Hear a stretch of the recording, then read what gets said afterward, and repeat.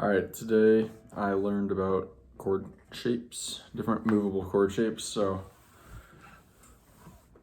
you got the E, not the E, but like, yeah, if you talked about cage, C, A, G, E, and D, the E shape. This is the major shape. It's movable up and down the fretboard. And the root is going to be on the 6th string. You play all 6 strings. So this is the F major chord. And then there's a ton of derivatives off this chord. So just lift up the middle finger, play all the same strings. And now you've got the minor chord with the root on the 6th, but also the root on the 4th string, just like the major. Oops. F, F, F, F, F, F. And then F minor.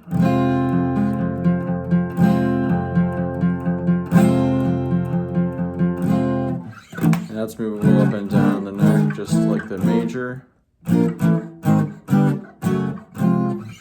So those are the two main chords, and then we talk about the dominant 7th, which is play the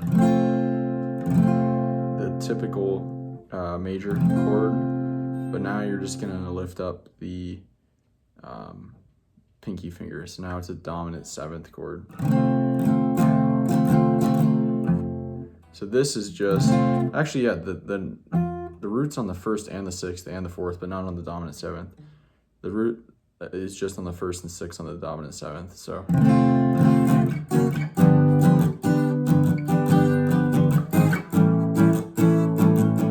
So major, root on the 6th, 4th, and 1st.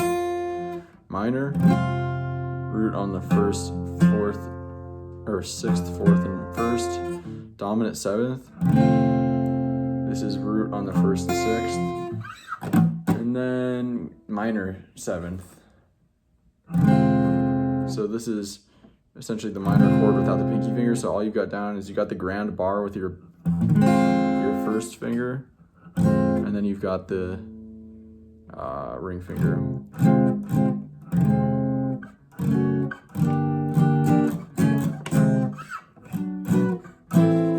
Movable all up and down the fretboard, again with the root on the 6th and 1st.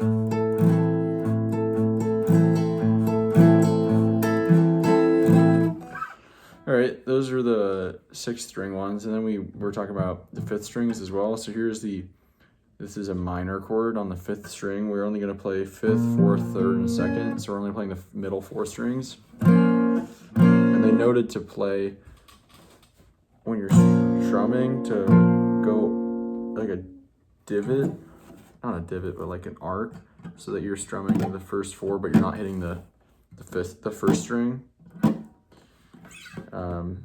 Because they just said the 1st string doesn't sound typically that good with these type of chord shapes. It sounds better without them. So there's a minor, root on the 5th, root on the 3rd as well.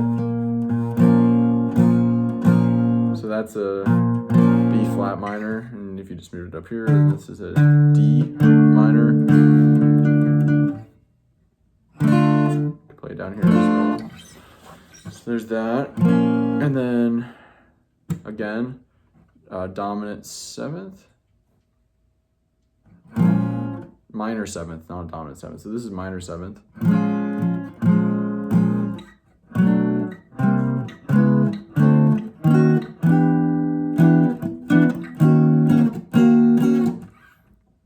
Minor 7th without the pinky, and then here's major 7th. No, this is dominant. This is dominant 7th.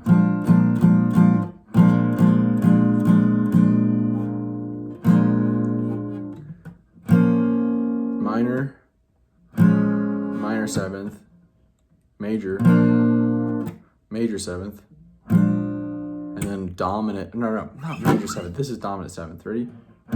So this is dominant 7th, you can tell, you listen to that, this is let's play a C dominant 7th here, same as this, pretty pretty similar. A little different voicing. What if we played like this? I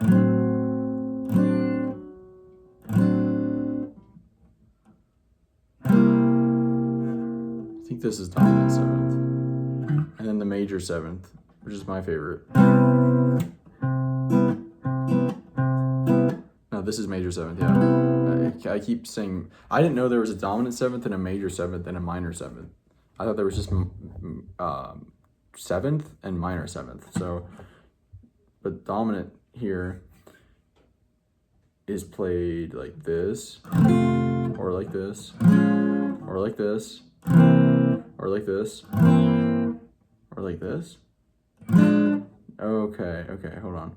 Like this, like this, like this, like this, like this. So I think those are all ways to play dominant 7th. We learned about that shape that's movable up and down. So I'm just playing 6th, 4th, 3rd, and 2nd. I knew it as this.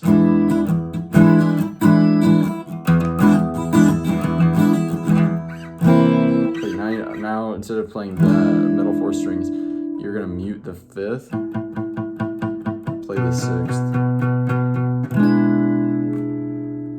I think that's everything for the chord shapes we were learning. So we get the major, then the dom, and then all the major, and then all the variants that come off of it that are very similar, or similar fingering at least.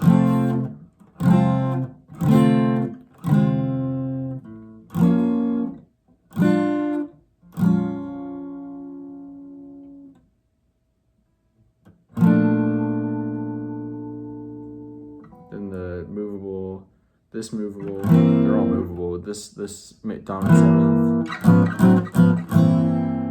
and then this major.